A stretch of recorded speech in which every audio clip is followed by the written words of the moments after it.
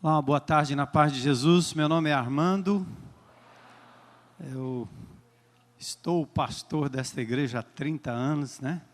Fechando aí no mês de março. Um prazer enorme estar aqui mais uma vez para a gente falar das coisas de Deus, dos planos de Deus, dos sonhos de Deus.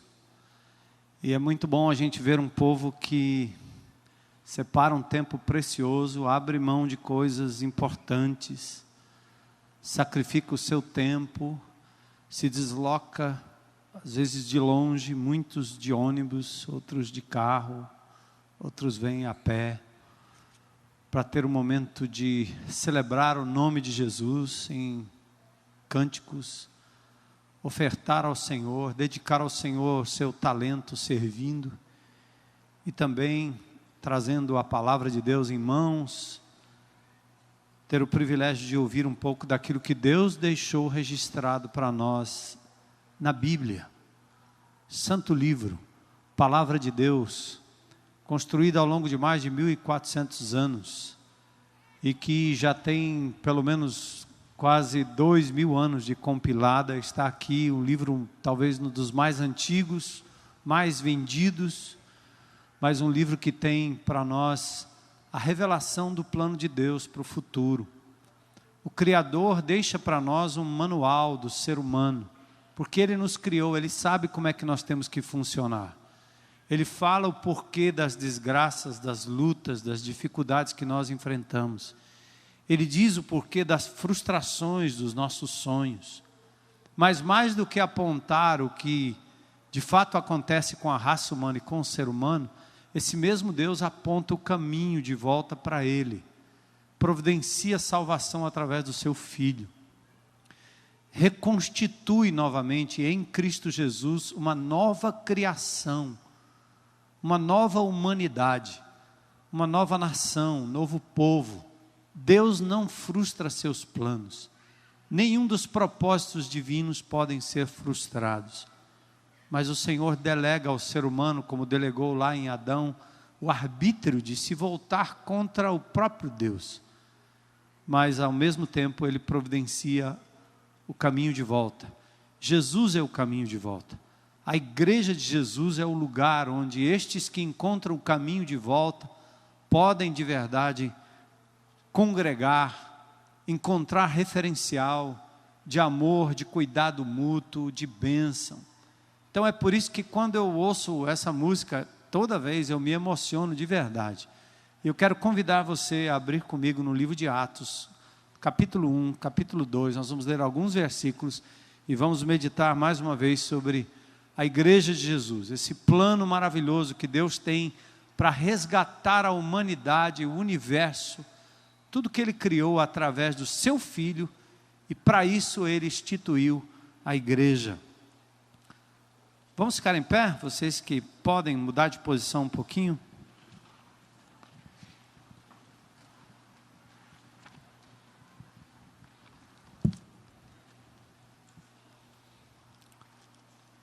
O livro de Atos é um livro escrito por Lucas, um dos evangelistas. Lucas escreve um evangelho, ele é médico, muito meticuloso. Além de médico, me parece um historiador, capaz de descrever detalhes e minúcias do texto. Ele escreve no livro de Atos, capítulo 1, verso 1, acompanhem comigo, você tem a Bíblia, abra aí e acompanhe junto. Ele diz: escrevi o primeiro livro, que é o Evangelho de Lucas, ó Teófilo. A palavra Teófilo quer dizer amigo de Deus. Provavelmente ele escreveu para um amigo grego, já convertido. Ele diz: eu escrevi o primeiro relato, o primeiro livro, aliás, relatando todas as coisas que Jesus começou a fazer e a ensinar. A impressão é que o livro de Atos agora é a continuidade do que Jesus começou. E tendo sido levado à presença do Pai, Ele deixa aqui a sua igreja. Até o dia em que, depois de haver dado mandamentos por intermédio do Espírito Santo aos apóstolos que escolhera, foi elevado às alturas. A estes também, depois de ter padecido, se apresentou vivo, com muitas provas incontestáveis, aparecendo-lhe durante 40 dias e falando das coisas concernentes ao reino de Deus. Verso 4, que coisa linda. Jesus, depois da sua ressurreição, comeu com eles, com os seus discípulos e apóstolos. Determinou-lhes que não se ausentassem de Jerusalém, mas que esperassem a promessa a qual nós falamos na semana passada. Profecia lá do Velho Testamento, promessa para os últimos tempos, a qual disse ele: de mim ouvistes, porque João na verdade batizou com água, mas vós sereis batizados com o Espírito Santo não muito depois destes dias. E aí eles estavam reunidos e de repente eles perguntam ao Senhor se seria aquele o tempo para a restauração do reino de Israel, verso 6, e Jesus responde: não vos compete conhecer tempos ou épocas que o Pai reservou para a sua exclusiva autoridade. Jesus não iria mais trabalhar com a nação de Israel, mas algo novo, um novo povo, uma nova nação iria surgir. Vocês vão receber poder, verso 8, ao descer sobre vós o Espírito Santo, e vocês serão minhas testemunhas, tanto em Jerusalém, como em Judeia, Samaria, e até os confins da terra. E assim Jesus ascende aos céus, e o verso 12 diz que eles voltam para Jerusalém, do monte chamado Olival, que dista daquela cidade uma jornada de um sábado. Verso 13, quando ali entraram, subiram para o cenáculo, uma sala grande, onde se reuniram Pedro, João, Tiago, André, Filipe, Tomé, Bartolomeu, Mateus, Tiago, filho de Alfeu, Simão o Zelote e Judas, filho de Tiago. E todos estes perseveraram, unânimes, em oração, com as mulheres, inclusive Maria, mãe de Jesus, e com os irmãos dele, os irmãos da carne. Aí eles escolheram um substituto para o traidor Judas. E veja que interessante, no capítulo 2, ao cumprir-se então o dia de Pentecostes, no 50º dia depois da Páscoa, eles estavam reunidos no mesmo lugar, e de repente veio do céu um som como de um vento impetuoso, e encheu toda a casa onde estavam assentados.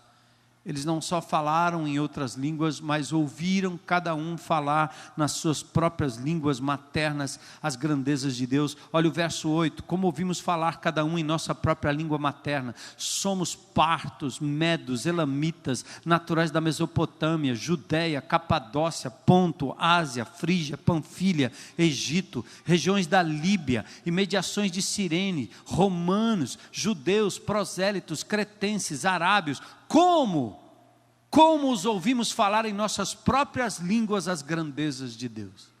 Fenômeno.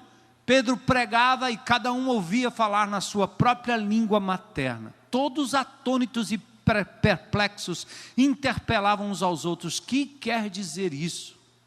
Outros, porém, zombavam e diziam: estão todos bêbados. Que loucura é essa? Pedro se levanta. Levanta-se Pedro com os 11, ergue a voz, adverte-os dizendo: varões judeus e todos os habitantes de Jerusalém, tomai conhecimento disso e atentai nas minhas palavras. Estes homens não estão embriagados como vindes pensando, sendo esta a hora terceira.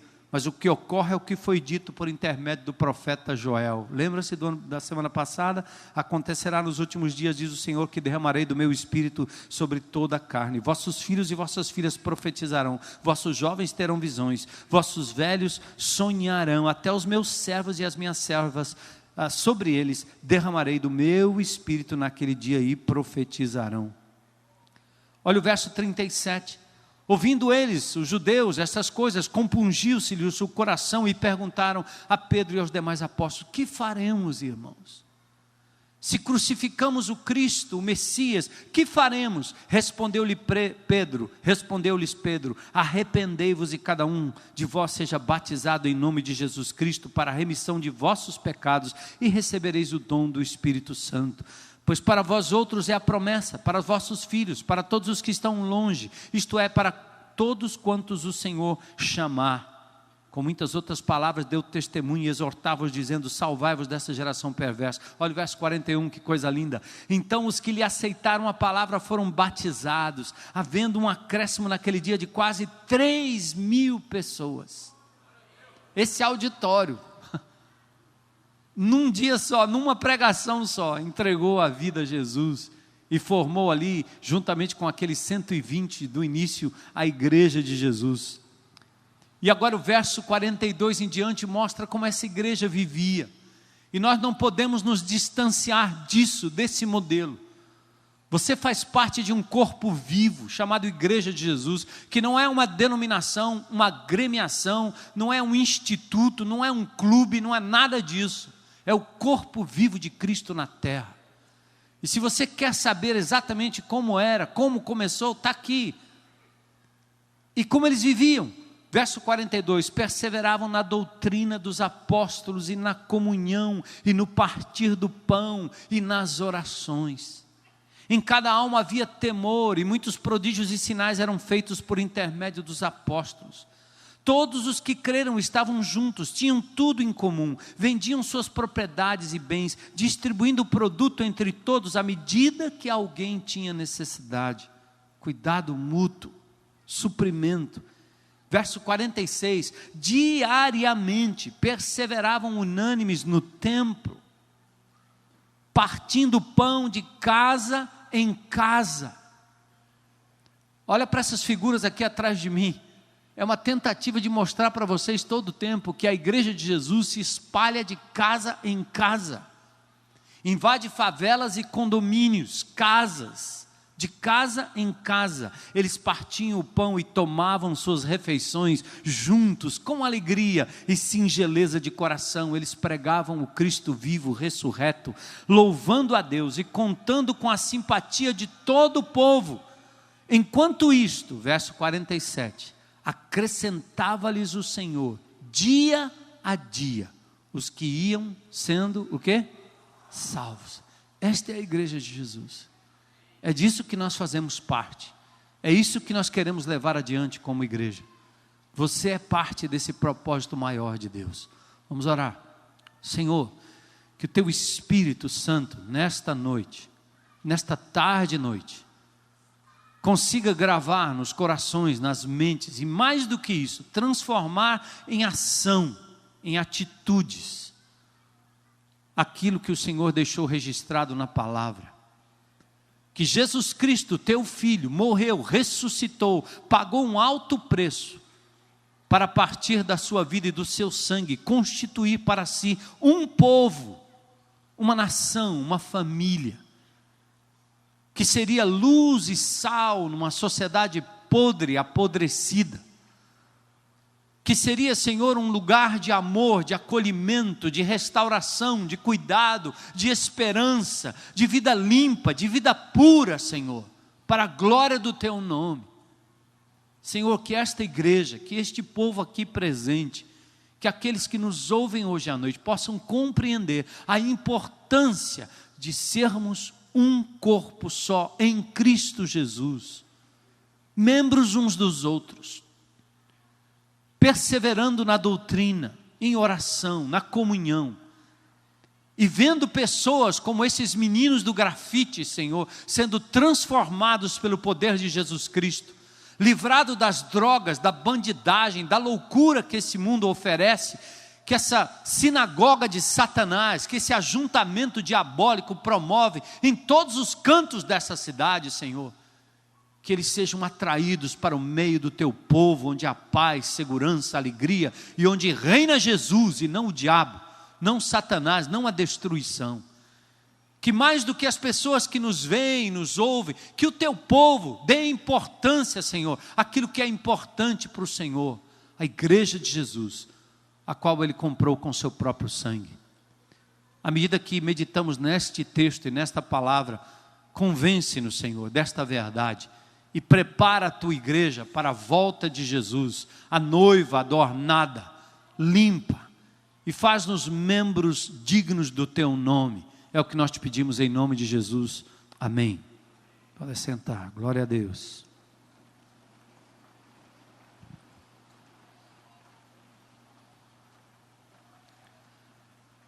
Na última semana nós falamos que os sonhos de Deus para o seu povo não são sonhos vãos. O homem aprendeu a sonhar, não só no sentido de ter à noite algum tipo de visão, algum tipo de experiência daquilo que projetou, viveu, pensou. A palavra de Deus diz que às vezes o muito comer produz sonhos, né? Nós não estamos falando do sonho ou adivinhação, estamos falando na capacidade de acreditar num mundo melhor, num dia melhor, na restauração de coisas quebradas, famílias quebradas, negócios quebrados, coisas quebradas, relacionamentos quebrados. Nós fomos desafiados a sonhar outra vez, porque Deus está intervindo na história, interviu na minha história, na sua história, para que você voltasse a sonhar de novo, a ter esperança em Jesus. Enquanto a sociedade se engaja em causas perdidas, nós buscamos sintonizar a igreja com os planos de Deus, os sonhos de Deus. Já vimos aqui várias dessas pregações, que o plano de Deus é muito simples. Ele criou o homem à sua imagem e semelhança, deu ao homem autonomia, o homem se volta contra Deus, peca contra o Senhor, desobedece e experimenta o caos, a morte. A morte não só no sentido de ir para o caixão no cemitério, mas é uma vida de morte. É uma vida onde as pessoas vão morrendo, vivendo mal, comendo mal, se acabando, se desgastando. Os relacionamentos são horríveis, o medo, o temor, a droga, a bebida, tudo tomando conta para destruir o ser humano. Tem pouca coisa nesse mundo que é para construção. Geralmente o fim é para destruição. Deus criou o homem à sua imagem e semelhança, e olha o que ele fez com a natureza. Aí Deus resolve, para não frustrar o seu plano original de criar para si um povo digno do seu nome, Ele manda o seu Filho Jesus. Jesus vem a este mundo, Ele é o Emanuel, Deus conosco. É a encarnação de Deus entre nós. Ele veio, viveu, padeceu, experimentou tudo que nós poderíamos experimentar, foi tentado da forma que nós somos tentados, padeceu fome, decepção, uma série de coisas, mas em tudo ele não pecou contra Deus, o Pai. Em não tendo pecado contra o Pai, ele não merecia o castigo natural do pecado, que era a morte.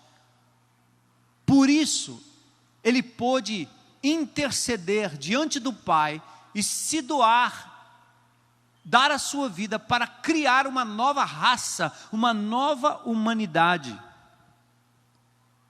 Por isso o apóstolo Paulo diz em 2 Coríntios 5,17, se alguém está em Cristo, é parte de uma nova criação. Alguns traduzem, se alguém está em Cristo, nova criatura é. Isso não é a melhor tradução do texto, porque na verdade não estamos falando aqui de um indivíduo. Se alguém está em Cristo, ele é parte de uma nova criação. Jesus é dito pelo apóstolo Paulo, ou demonstrado, ou simbolizado como sendo o segundo Adão. É uma nova raça que nasce. Não nasce absolutamente perfeita, mas nasce caminhando para a perfeição, porque ainda que o corpo se decomponha, o espírito vai se renovando, porque há em nós um espírito novo. Por isso a Bíblia fala de novo nascimento, nova criatura, nova criação, nova doutrina, nova aliança, tudo é novo. Nós estamos fazendo parte de um plano de restauração do cosmos, da humanidade. Por isso o Senhor Jesus Cristo foi dado para morrer, ressuscitar, ascender aos céus, está à direita do Pai, e um dia os reinos deste mundo todo serão subjugados a Ele, o Senhor Jesus Cristo. Todo joelho vai se dobrar, toda língua compulsoriamente vai declarar que Jesus Cristo é Senhor. Mas isso vai acontecer lá no final. E muitos daqueles que vão dizer e reconhecer que Jesus é Senhor estarão marchando direto para viver a eternidade longe de Deus. Vazio tremendo, um inferno terrível. Mas amados, antes que aquele dia chegue, Deus levantou a igreja para que através dela pessoas pudessem já confessar Cristo como Senhor e Salvador e experimentar o que é viver uma nova humanidade. Esse é o plano de Deus, nova criação. A estratégia de Deus para levar a cabo o seu plano é que através da igreja, tudo seja submetido a Cristo. Preste atenção nesses 3 versículos, que eleva o status da igreja a um ponto, irmãos, que não tem nada a ver com endereço, nem com denominação. Deixa dessa história de que eu sou da não sei da onde, eu sou não sei da onde, eu sou não sei da onde, eu sou não sei da onde. Meu amigo, faça parte de uma comunidade local e entenda que você é parte deste corpo que está sendo descrito aqui, desta igreja local que se manifesta, que tem endereço, que tem nome, que tem gente. Colossenses 1,18 diz: ele é o cabeça do corpo, da igreja. Ele é o princípio, o primogênito de entre os mortos, para em todas as coisas ter a primazia. Ele é a cabeça do corpo, para que ele possa ter a primazia sobre todas as coisas. O plano de Deus é que ele fosse o cabeça da igreja. Não é o papa, não é o pastor, não é o líder, não é o diácono, não é o missionário, ninguém. Só Jesus Cristo é dono da igreja, Senhor da igreja. Olha o verso Efésios 1:22. Diz o seguinte: e pôs todas as coisas debaixo dos seus pés, e para ser o cabeça sobre todas as coisas, o deu, ou seja, Deus Pai, deu Jesus à igreja. O que ele está dizendo aí? Olha bem a finalidade, 1:22. Deus decretou que todas as coisas ficariam subjugadas à pessoa do Senhor Jesus Cristo. Entre em qualquer lugar, em qualquer canto, proclame o nome de Jesus e você vai ver que não há espírito que resista, não há mal que resista ao nome de Jesus. Hoje está decretado, e a história vai caminhar para isso, que Jesus Cristo será o Rei absoluto soberano sobre todas as coisas, e até os seus inimigos vão se dobrar e vão confessar que Jesus é Senhor. Mas o plano de Deus, olha aí Efésios de novo, 1:22, pôs todas as coisas debaixo de seus pés, e para ser o cabeça de todas as coisas, o que ele fez? O deu à igreja. Porque a igreja é este instrumento divino para levar adiante o seu plano maior. É porque à medida que você, meu irmão, vai lá num buraco, se encontra com alguém, fala do amor de Jesus, aquela pessoa se transforma, o diabo perde mais um filho, você está subjugando o reino das trevas ao reino de Jesus. É simples assim. Esses dias eu passei uma experiência aí, meu carro quebrou no meio do mato, e eu fiquei lá a noite inteira. Virei à noite, e lá na determinada hora eu estava sozinho, só o céu, o Senhor e meu carro, e chegou um indivíduo lá. Eu tomei um susto a princípio, porque apareceu do nada, e ele disse: estou bêbado, não enxergo nada, não posso ajudar em nada. E eu disse: tá, rapaz, mas que bom que você veio, tenho companhia. Você vai me ajudar sim, nós vamos consertar esse carro aqui, que eu quero sair daqui já já. Mas eu não sei fazer nada, meu patrão disse que eu não presto para nada, eu não faço nada. E eu estou bêbado e sou cego, não enxergo direito. Não tem problema, vamos fazer aqui. E em determinado momento tem um problema do carro que quebrou, uma mola que entortou, a gente batia, ele foi buscar umas ferramentas lá, aí batia, não dava certo. Tem uma hora que ele disse assim: só o cão dá jeito. Aí eu entendi porque é que Deus me fez quebrar naquele lugar. Eu vou escrever um artigo ainda, pode esperar, vai sair no Cotidiano e Fé, Uma Noite com Francisco, que era o nome daquele cara. Eu comecei a dizer para ele: não, meu senhor, o cão tem poder para fazer o que está fazendo na sua vida, destruir a sua vida, porque você se entregou a ele. Experimenta clamar pelo nome de Jesus. Aí ele disse: posso fumar um cigarrinho? Eu disse: não, porque tinha combustível pelo chão todinho. Vai pegar fogo aí, você vai ver o que o diabo faz. Foi muito engraçado. Aí ele saiu de lá, disse, não, então vá para lá, vai bem longe lá, e não bote fogo na plantação aí, porque está tudo seco aqui, nesse meio do nada. Aí daqui a pouco ele volta, e eu comecei a falar de Jesus para ele, dizer para ele que ele era habilidoso, era importante. Aquele homem começou a lacrimejar, ele olhava para mim e dizia, por que você está me dizendo essas coisas? Eu disse, porque Jesus disse isso para mim um dia, que eu tinha valor. Ele disse, eu tenho 48 anos de idade, minha mulher me abandonou, eu estou aqui no meio desse nada, e quero dizer para o Senhor, que um dia, a minha mãe evangélica falou que eu precisava de Jesus, eu nunca escutei, e eu vim agora escutar aqui dentro, nesse lugar, com o Senhor aqui, e nós passamos a noite, ajeitando e ajustando o carro, aquele homem do meu lado, eu tenho uma esperança que ele virá a Fortaleza, eu quero ver aquele homem lá numa casa de recuperação, e a sua vida totalmente restaurada, porque ele tem habilidade. O patrão dele passou depois lá e disse, pai, seu imprestável, saia daqui, vai para lá, você está atrapalhando o homem aí. E eu olhava para ele, ele olhava para mim, como dizendo, está vendo o discurso aí? Eu disse, isso é a voz do diabo, ouça a voz de Deus. A voz de Deus é que você é um homem habilidoso, importante, você tem capacidade, e Jesus tem o melhor para a sua vida. Ele diz, pois eu vou invocar o nome de Jesus para me libertar de tudo isso. Gente, eu não sei se vocês entendem isso, essa linguagem. Às vezes eu fico pensando, será que o povo entende? Que nós fomos resgatados para resgatar. Será que vocês entendem que o reino de Deus é isso?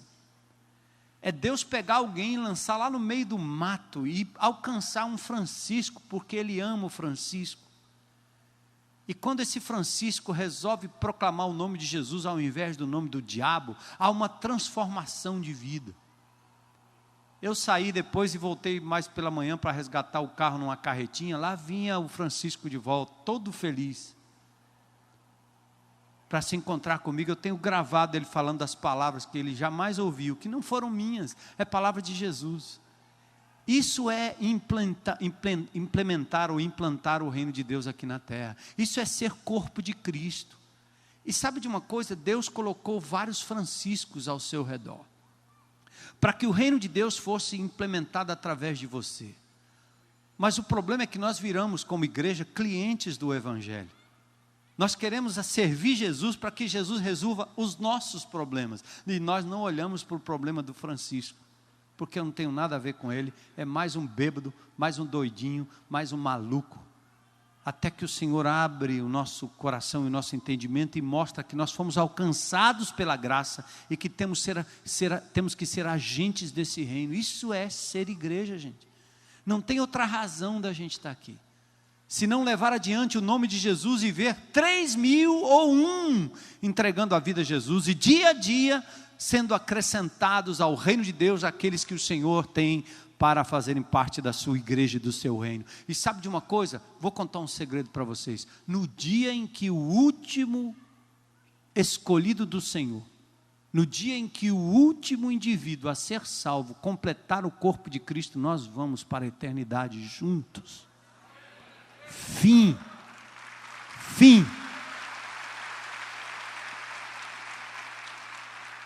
E Efésios 3:10 tem outra coisa importante. Efésios 3:10 tem uma declaração que ela é uma declaração contra principados e potestades. Os demônios que atuam nessa comunidade, que atuam ao redor, que atuam nos palácios, que atuam nos setores da nossa política, da nossa economia, do nosso comércio, da nossa indústria, seja onde for, esses demônios que atuam aí para explorar o povo, eles também serão subjugados pelo poder da pregação do Evangelho da igreja de Jesus. Olha aí o que é que diz o verso 10. Para que pela igreja a multiforme sabedoria de Deus se torne conhecida agora dos principados e potestades nos lugares celestiais. Sabe o que quer dizer isso? Quer dizer que à medida que a igreja de Jesus vai avançando na pregação do Evangelho, os principados, os poderes espirituais do mal, vão conhecendo a glória de Deus e vão sendo subjugados e afastados Por isso Jesus profetiza, fala da sua igreja: eu vou edificar a minha igreja, e as portas do inferno não vão suportar o avanço desta igreja. Você faz parte disso mesmo? Hein? Você está invadindo as portas do inferno, ou está deixando o inferno invadir as suas portas? Você está permitindo que o diabo entre na sua casa, no seu computador, na sua mente, na sua intelectualidade, tome conta dos seus bens, do seu corpo, da sua vida? É absolutamente, absurdamente contrário àquilo que Jesus fez logo depois de ter sido assunto aos céus. Vocês vão receber poder ao descer sobre vós o Espírito Santo, e vocês vão ser minhas testemunhas. E as portas do inferno, a palavra lá é a seguinte, a entrada do povo de Deus nos redutos do diabo será com a força e o poder do Espírito Santo, e no nome de Jesus, que as portas do inferno não vão resistir à entrada. Entendeu? O anúncio está lá no Apocalipse. Se você quer antecipação, é um time vencedor. Não essa coisa que a gente fica aí torcendo para time A, time B, não ganha coisa nenhuma, em canto nenhum, em lugar nenhum. E não tem nem promessa, nem o Brasil. Fazendo toda essa coisa toda, gastando milhões e milhões, engordando um bocado de gente, é dinheiro vazando para todo lado, para fazer uma Copa. Copa de quê? Para ganhar o quê? Quem? Quando?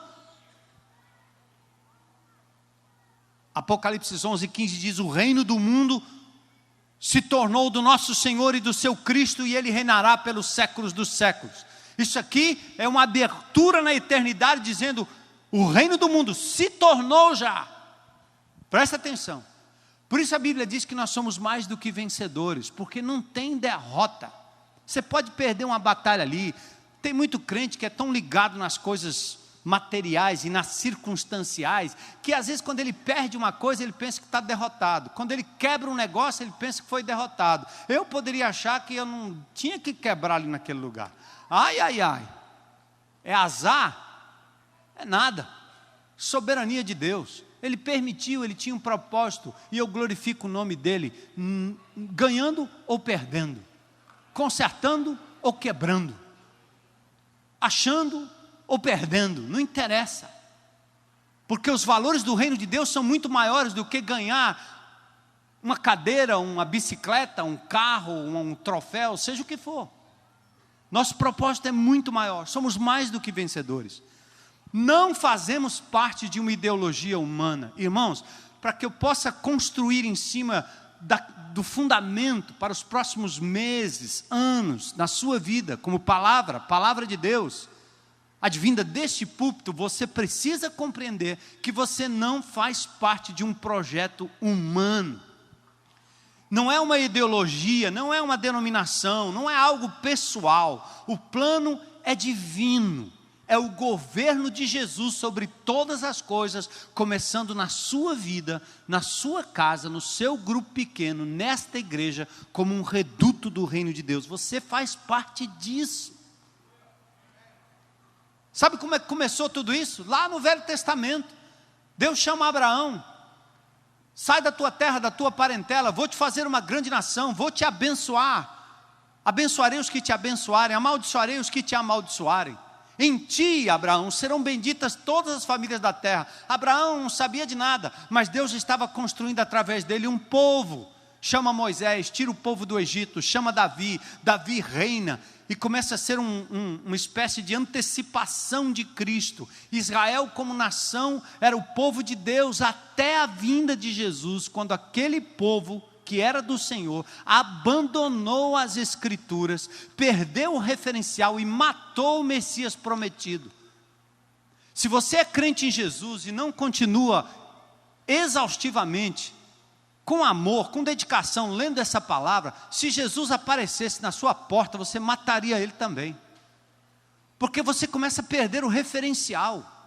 Seus valores começam a ser os valores do mundo. Você mais vê televisão do que lê a Bíblia.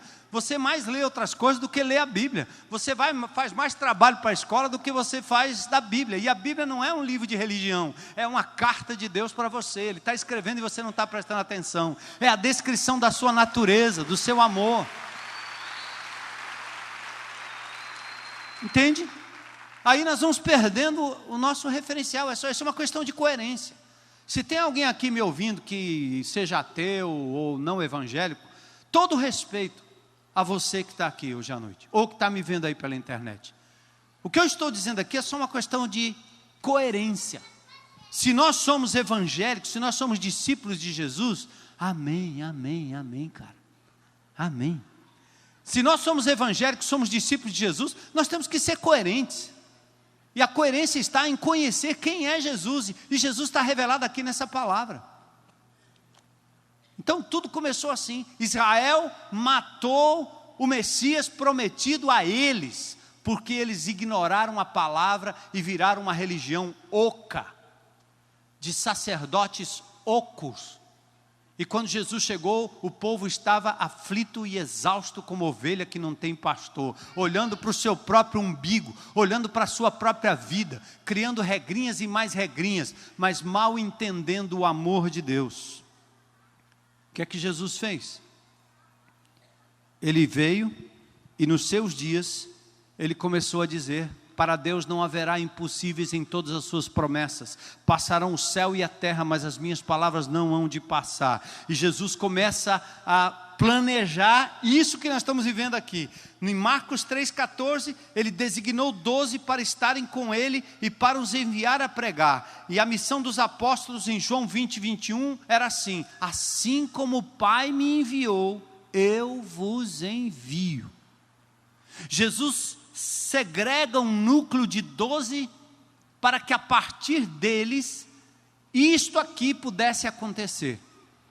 E ele antecipa a promessa lá do Velho Testamento, do pacto que nós lemos em Joel capítulo 2, em Jeremias capítulo 31, que um dia isso aconteceria. Aí Jesus dá essa declaração, coloca por favor aí Mateus 16, 18, para vocês olharem de novo. É um texto tão conhecido, mas vocês precisam entender que quem inventou a igreja não foi o bispo. Quem inventou a igreja não foi o pastor A, nem B, nem C. Jesus disse em Mateus 16, 18: edificarei a minha igreja, e as portas do inferno não prevalecerão contra ela. É plano de Jesus. E aí nós lemos o texto que Pedro anuncia o cumprimento da profecia de Joel. Os cristãos lá no início vivenciaram aquilo que a gente leu. O texto chegou, pronto. Edificarei o quê? A minha igreja, e as portas do inferno não prevalecerão contra ela. Sabe o que é essa igreja aqui, gente? É um punhado de gente reunida em nome dele. Onde estiverem 2 ou 3 reunidos em meu nome, ali estarei no meio deles. São igrejas locais com identidade. Essa coisa que a gente fica dizendo assim, porque eu não gosto, a igreja grande, você ia odiar estar lá em Atos. Porque já pensou a bagunça? Você se reúne ali no cenáculo, 12 apóstolos, todo mundo se conhece, já tinham andado um bocado junto, depois junta mais um pouquinho, e aí num dia só, Pedro faz um apelo e 3.000 pessoas entregam a vida a Jesus. Eu imagino alguns crentes daqui, que eu ouço de vez em quando, aliás, talvez não estejam mais nem aqui, né? Que dizem, não, essa igreja é grande, muita gente se convertendo, muita gente se batizando, eu não conheço ninguém, eu chego lá, não conheço ninguém. Você está entrando aonde, meu irmão? É para entrar num lugar desconhecido mesmo. Quando você não conhece alguém, você abraça e passa para ela o amor de Jesus, e cumprimenta, e diz amém, louvado seja Deus. Se tiver empatia no Espírito, você vai sentir rapidinho. Se não tiver, você abraça em nome de Jesus, abençoa. Para com isso. São 3.000 pessoas convertidas num dia só. E o livro de Atos mostra como dezenas e dezenas de milhares entregaram a vida a Jesus. Você está incomodado porque você está vendo gente chegando. Você está incomodada porque esses meninos estão sendo tirados das drogas e estão aqui grafitando. Você está incomodado porque a gente abraça um bulano desse que nem é crente ainda, mas a gente enche ele do amor de Jesus, porque ele certamente é alvo do amor, da graça de Cristo, e não vai demorar muito para ele se render aos pés de Jesus. Tem lugar? Glória a Deus. Tem lugar para esse menino na sua casa? Tem lugar para esse menino no seu PG? Tem lugar para aquele casal, para aquele indivíduo? Tem lugar para o Francisco? Tem que ter, gente. Porque a igreja de Cristo é inclusiva. É para atingir todos os povos, línguas, raças e nações. E aí, como a igreja vivia? Coisa linda, né? No capítulo 2, versos 42 a 47. Diz o texto que eles perseveravam. Essa palavra perseverar quer dizer, perseverar aqui, é claro, está designado como perseveravam na doutrina, na comunhão, no partir do pão e nas orações. Perseverar quer dizer não desistir, continuar firme, ter compromisso. Está difícil encontrar hoje pessoas que tenham compromisso. E aí o Senhor está demonstrando como esta igreja, debaixo de perseguição, teve que perseverar. Primeiro em quê? Perseverar em quê? Primeiro, na doutrina dos apóstolos. Bem simples. É o ensino apostólico. Aquilo que os apóstolos ouviram de Jesus, eles passaram adiante.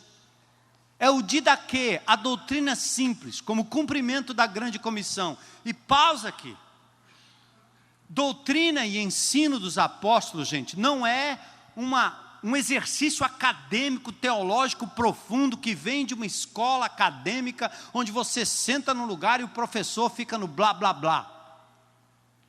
O ensino dos apóstolos era algo ensinado como em Israel acontecia o ensino.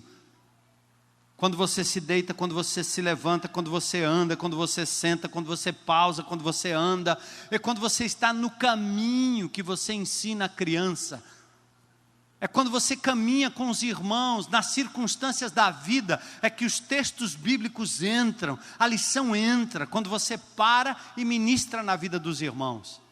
Essa semana nós saímos de uma empreitada, eu chamei um dos irmãos, que eu não sei nem se ele está aqui, o Betinho, fez parte da nossa casa de recuperação, recuperado, está ali, né, Betinho? Sentei com ele na calçada, num lugar, eu disse, rapaz, nós vamos para uma jornada aqui, que é uma jornada brava, uma jornada de ensino. Eu vou puxar a tua orelha, e você puxa a minha, nós vamos junto aqui. Está pronto? A maior aula que pode existir é você se envolver na vida do outro, caminhar com ele, andar com ele, perceber o que ele fala, o que ele faz, como ele faz, e com amor ir lá e ministrar. Diga, olha, Jesus faria assim, meu irmão. Ao invés dessa coisa que nós inventamos, do indivíduo sentar numa sala de aula, debaixo de um professor que academicamente te ensina um bocado de coisa, põe um bocado de coisa na tua cabeça e não desce ao coração e não se transforma em vida. Por isso que o Senhor Jesus Cristo, quando Ele dá a grande comissão, Ele diz o quê? Ide, fazei discípulos. Ele disse, ide. Vai, meu amigo. Faça discípulos de todas as nações. E à medida que você vai, batiza os discípulos. E faz o quê? Ensina os discípulos. Ensina o quê? Todas as coisas que eu vos tenho ensinado. E eu vou estar com vocês até a consumação dos séculos. Ensinar é uma coisa informal, gente. É sentar, é estar no PG, é cuidar um do outro, aplicar a palavra de Deus, é orar na casa do irmão, é ajudar o irmão no momento de fraqueza, no momento de luta, no momento de dificuldade. Vamos transformar nossas casas, nossas caminhadas, numa verdadeira sala de aula, onde a graça de Deus, o ensino de Deus vai passar através de você para outras pessoas. Sempre vai ter alguém que sabe menos de Bíblia do que você. Ensine. Toda palavra que você recebe aqui desse púlpito, que não é para a minha glória, que faz parte de um tempo em que a gente pausa durante a semana e fica meditando naquele texto e traz para você, repasse adiante. Passe adiante. Aplique, fale, passe adiante, não engorde, não fique comendo isso para você. Deus não deu isso só para você, Ele está fazendo isso entrar no seu ouvido, deve ter sentido na sua vida, você deve aplicar, mas isso vai ser uma bênção quando sair da sua boca e da sua vida como um testemunho para outros. Passe adiante. Paulo diz isso em 2 Timóteo 2, o que você ouviu de mim, confie a pessoas fiéis, que sejam capazes de transmitir a outros. Não fique esperando por um professor, por um líder, por um pastor, abrir a boca, abrir a palavra. Você vai para um funeral, ninguém fala, tem que esperar o pastor chegar. Vai para um lugar, vai um casamento, tem que esperar o pastor chegar. Até um aniversário, tem que esperar o pastor chegar. Que é isso, meu irmão? Se o pastor não chegar, e normalmente chega quando é convocado e quando sai, tem compromisso, levanta, abre a boca, fala das grandezas de Deus, ora em nome de Jesus. Transforma seus aniversários, suas festas, seus encontros, num momento em que você abre a palavra de Deus e proclama as grandezas de Deus. Ensina os teus filhos em casa. Não espere que a escola bíblica, que o Geração Futuro, que o colégio, seja a única fonte de ensino. Ensine em todo o tempo. Eles perseveravam unânimes na doutrina dos apóstolos. Ensino profícuo, mútuo, descentralizado. Nós vamos começar nessa igreja, não vai demorar muito, e não vai ser daqui, vai ser através dos grupos pequenos, uma série de teologia ao alcance de todos. Nós vamos fazer da teologia desse nome uma coisa bem simples, e vamos passar através de toda a rede, não vai sair daqui por enquanto, de toda a rede. Nós vamos ver o ensino chegando lá na ponta, como o nosso conhecendo, aquele livretinho, que falava da pessoa do Senhor Jesus Cristo, para ir para todo canto, em todo lugar. Usem o material. Perseveravam na doutrina dos apóstolos. Colossenses 3,16 tem um texto que eu acho que eles não têm aí, que diz assim: a palavra de Cristo habite em vós abundantemente, em toda a sabedoria, ensinando-vos e admoestando-vos uns aos outros com sabedoria, com salmos, hinos e cânticos espirituais, dando graças a Deus. Olha o que 1 Pedro 2,2 diz: desejem ardentemente como crianças recém-nascidas o genuíno leite espiritual, para que vocês possam crescer para a salvação. Aqui é o leite do recém-nascido. Sabe de uma coisa? Quando um bebê nasce, você arruma para ele um quartinho bonito, a cortina bonita, a roupinha bonita, o bercinho, tudo isso, não é verdade? Pense no pai coruja e a mãe coruja, o que eles são capazes de fazer para preparar o quartinho do bebê, não é não? Aí quando o bebê nasce, ele não quer saber do brinquedo, ele não quer saber do quartinho, ele não quer saber da cortina, ele não quer saber de nada, ele quer saber do quê? Do leite. Você fica dando acessório para bebê em Cristo, fica dando acessório para crente. Por isso que Pedro usa essa linguagem materna, da amamentação. Ele diz assim: desejem ardentemente, como crianças recém-nascidas, o genuíno leite espiritual, para que por ele vos seja dado o crescimento para a salvação. Mamem palavra de Deus. É o exemplo do recém-nascido. O ensino era ministrado em várias formas, grandes, pequenos grupos, 1 a 1, 2 a 2, estudos de longa duração, curta duração, espontaneamente, planejado, falado, visualizado. O objetivo maior era ver a igreja crescendo e sendo alimentada com a palavra em todas as instâncias. Querido, você é a igreja de Jesus, está aqui com o propósito de fazer o reino das trevas ser submetido ao reino de Cristo. Você está aqui com a missão de resgatar pessoas das trevas para a luz, e você precisa fazer isso fortificado pela palavra de Deus, ou o diabo vai fazer você sucumbir, ele vai botar tropeço na tua vida, ele vai te enroscar, ele quer que essa igreja aqui fique paralisada, ele quer, a obra dele é dioturna, para neutralizar o crente. Ele acaba com o teu testemunho, ele te leva para o buraco, ele te leva a viver frustrações, a experimentar o que não presta, e você fica chateado, magoado, você fica ruim da vida, você fica com culpa no coração, você não quer mais voltar, você critica a igreja, você critica a família, você critica todo mundo, e meu amigo, não adianta. Jesus é misericordioso, busque nele a graça e se volte para ele, porque você é um potencial como Francisco era, e aquele patrão fica dizendo para ele que ele não presta, o diabo fica dizendo a mesma coisa de você. Seja usado por Deus, você é um instrumento do Senhor, então maneje bem a palavra da verdade, se alimente da palavra, persevere na doutrina dos apóstolos. Eles também perseveravam, diz o texto, na comunhão. O que é isso aí? Comunhão. A palavra koinonia quer dizer sociedade de tudo que se possui. Bens, afeto, cuidado, amor mútuo, desenvolvimento dos mais de 40 mandamentos recíprocos. A Bíblia fala de uns aos outros, perdoai uns aos outros, amai uns aos outros, confessai uns aos outros. Cristianismo não se vive no isolamento. Igreja é lugar de comunhão. Por isso você deve interagir com seus irmãos, conhecer o pior deles e o melhor também.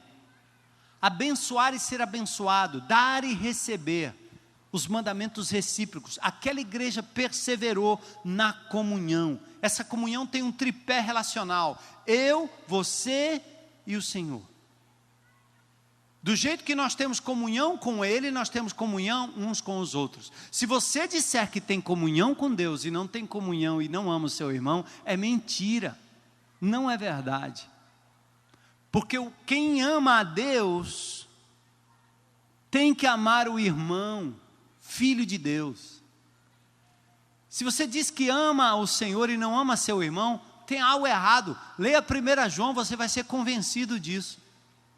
E amar o irmão não é amar o amigo, não é amar aquele que eu prefiro conviver com, porque ele pensa do meu jeito, ele é do meu jeito, mais ou menos assim. Muitos grupos pequenos são formados por afinidades, eu acho isso horrível.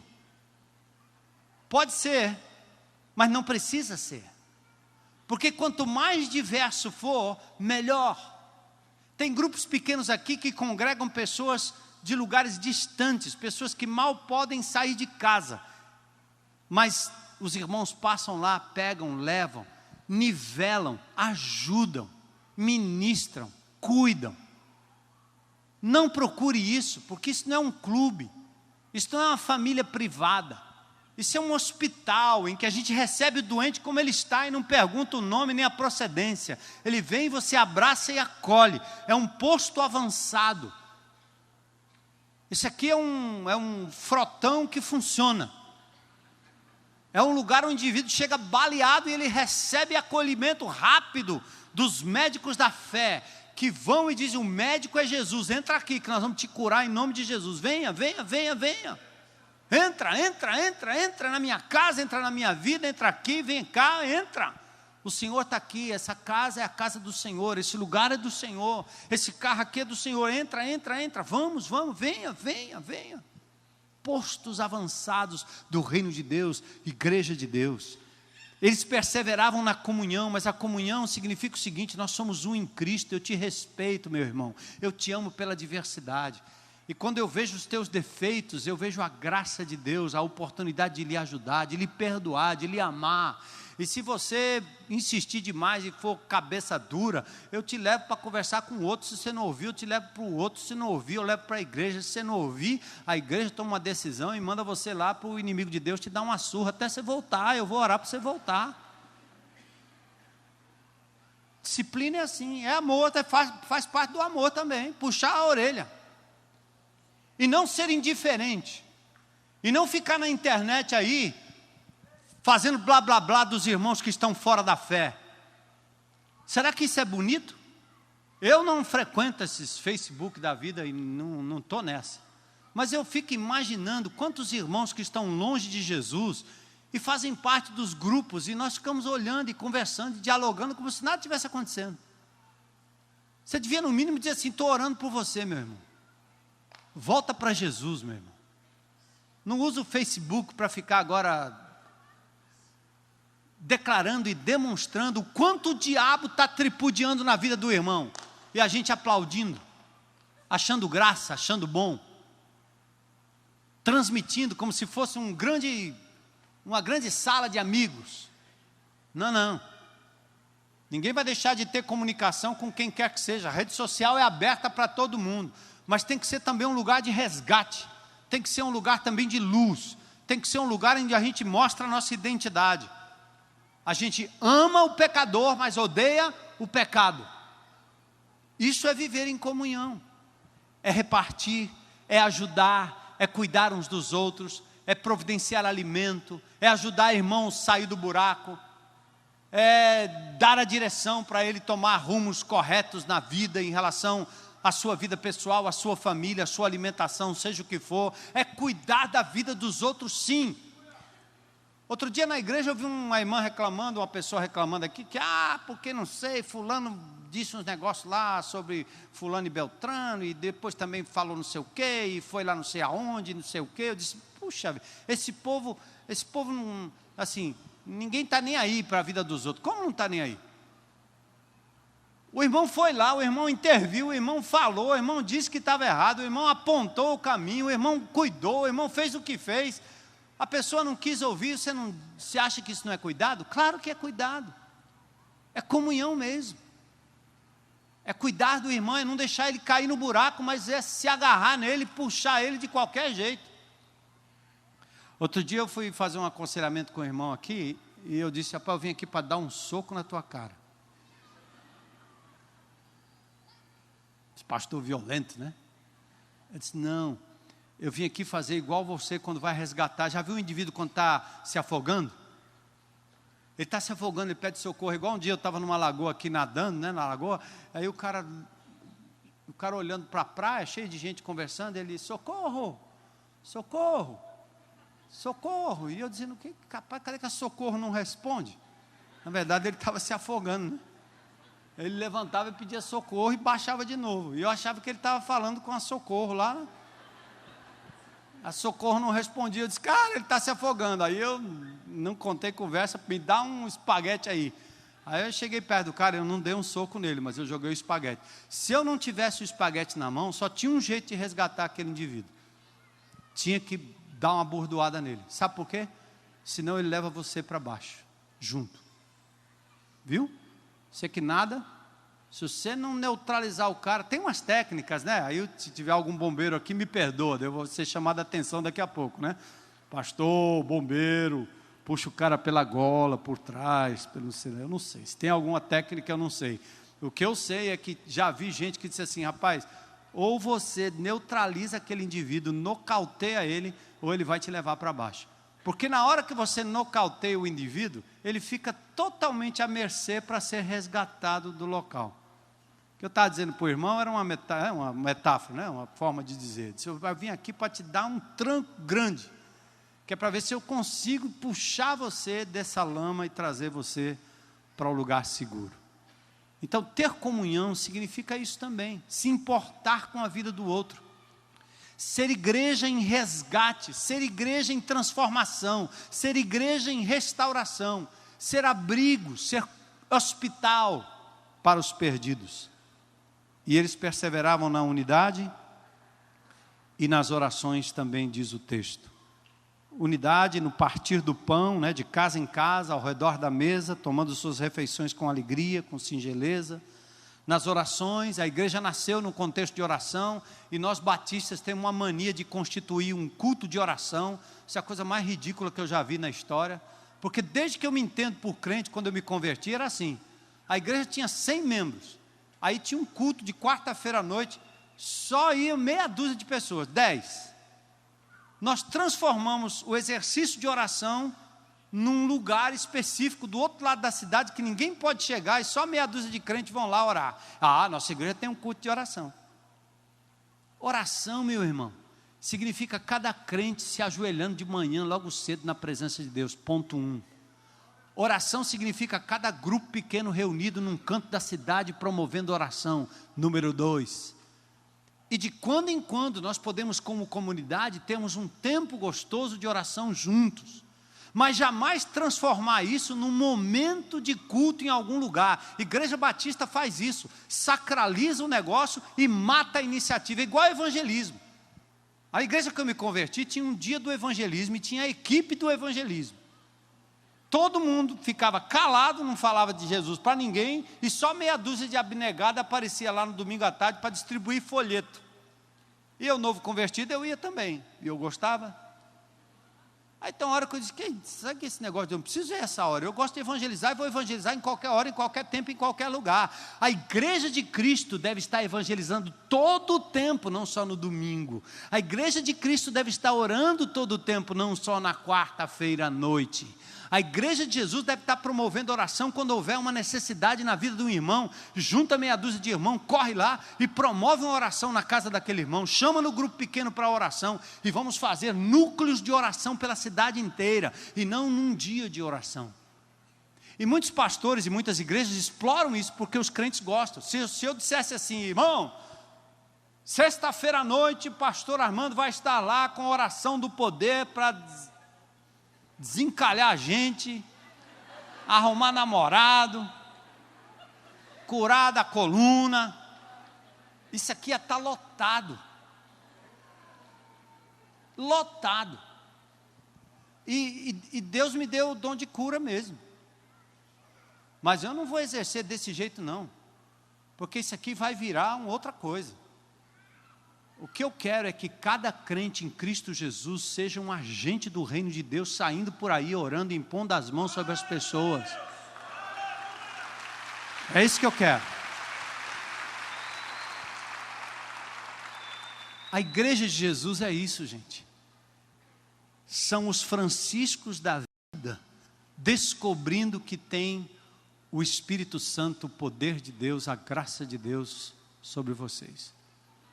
Eu vou me recusar até o Senhor me levar a ser o único, o centro dessas manifestações que o Espírito Santo diz que vai ser sobre toda a carne.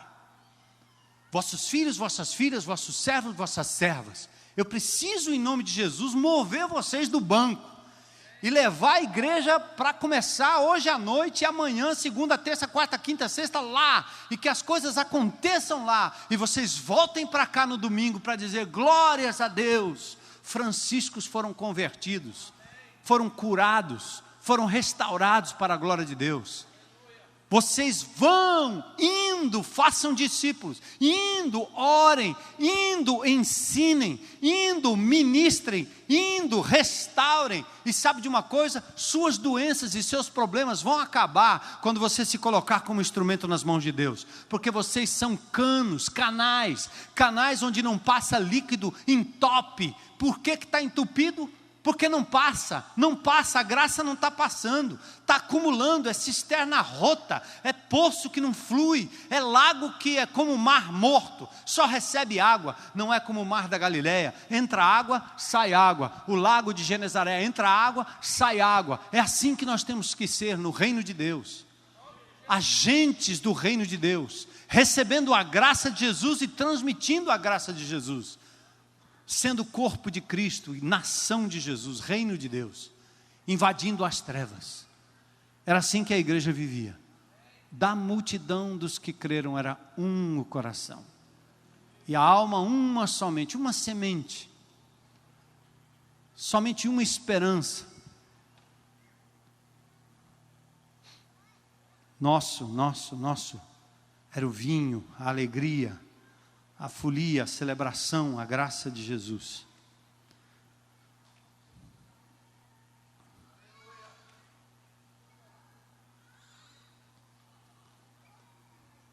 Vamos glorificar o nome de Jesus, Ele merece. Vamos ser corpo responsável. Vamos ser igreja presente, viva, ativa para a glória de Deus. Vamos proclamar as grandezas de Jesus para os quatro ventos. Vamos orar.